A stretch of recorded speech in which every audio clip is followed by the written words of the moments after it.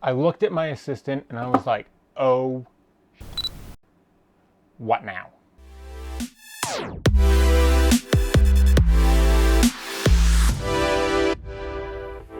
What is going on, everybody? My name is Finn Badgley. If you're new around here, I am a commercial fashion, portrait photographer, and all-around content creator. And today, it's a bit of a story time. So this happened quite a few years ago. It was my first real lookbook shoot for a client of mine that I still work with today.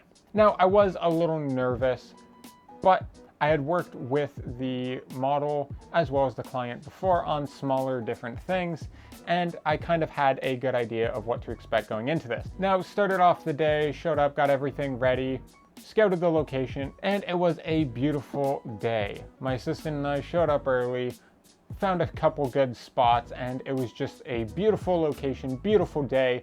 There was a bit of wind, but it looked like it was going to be a great day. So we start setting up, start taking some photos, and everything is going great. Now I have my assistant with me, we're moving around lights, getting different setups, getting different shots of the outfits, etc. Everything's going great. And at this time, because I wanted really soft, flattering light, we were going for a bit more of a delicate look. I had one of my favorite modifiers to use, and that is the Westcott 7-foot umbrella. I had the silver model with the black on the outside, and then I had the diffusion sock on the front of it. Just gives a beautiful, large, flattering light. If you want to understand why this is so soft and flattering, you can check out my lighting basics video, and that'll kind of break that down for you. You might be starting to connect some dots here. It was a windy day and I had a 7-foot umbrella. Now, here's the thing, this shouldn't be an issue. I always sandbag all my lights, and usually if it is a windier day like this, my assistant will be also holding the light that is in the most danger, so that way, whatever happens, we're clear.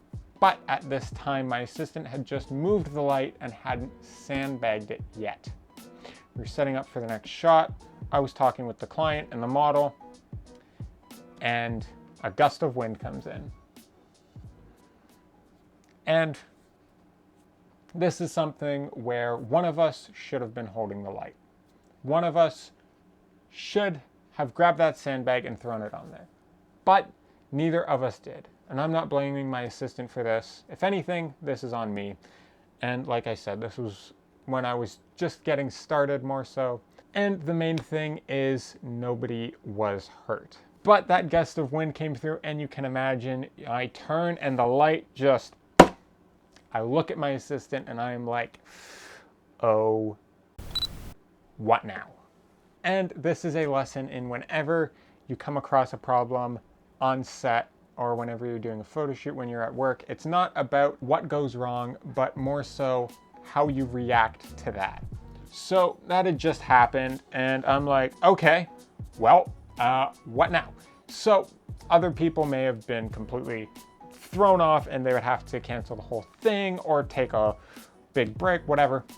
Myself, I stayed calm. It's like, okay, that just happened. Check, the light's okay. The umbrella is in more than one piece now, and that's putting a bit of a damper on things, but very quickly put the light back on, sandbag it, and then take that umbrella away, put it away, grab a different modifier, put it on the light, decide I'm going to deal with the umbrella situation later, and we continued the shoot, got it done, client loved the images, and I still work with them to this day, and I've definitely learned to be a lot more cautious. That was one experience that I do not intend on repeating. And this is why, silver lining here, I'm glad that it happened in the way that it did. Nobody was hurt, everything was okay, and I did actually get the umbrella replaced later, and everything was good in the world. These are mistakes that happen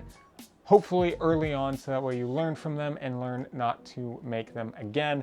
And this is me sharing this with you so you don't make the same mistakes whenever you're out there taking photos. Now, I would love to hear some of your photo horror stories like this, so be sure to comment those down below.